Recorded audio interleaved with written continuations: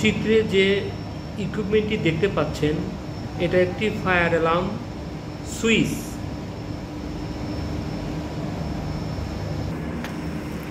এই fire alarm সুইচটি কিভাবে কাজ করে সেটা একটু দেখাবো। এই পয়েন্টটাতে যদি চাপ দেওয়া হয় তাহলে সুইচটি অন হয়ে যায়, ফায়ার অ্যালার্ম সিস্টেম অটোমেটিকলি কাজ করতে থাকে। এটা এভাবে চাপ দিতে হয়, চাপ দিলে ফায়ার অ্যালার্মটা কন্ট্রোল প্যানেল থেকে রিসেট দিয়ে এটাতে চাপ দিলে রিসেট হয়ে যায়।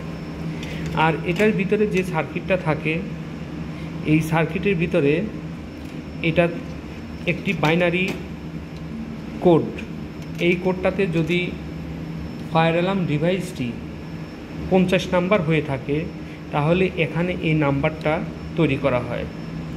আর এটার কানেকশনটা কিভাবে সেটা আমি দেখাবো। এখানে কানেকশনের কথা যদি বলি, এখানে আমাদের 7টা পয়েন্ট আছে। এই 7টা পয়েন্টের ভিতরে প্রথম 2 পয়েন্টটা বাদ দিতে হয় এবং লাস্টের একটা পয়েন্ট বাদ দিতে হয়। তারপরে মাইনাস প্লাস মাইনাস প্লাস, এটা লোপের plus minus plus minus plus, অর্থাৎ ইন এবং আউট এই দুইটা সংযোগ করে অ্যালার্মের কাজটা সম্পন্ন করা হয়।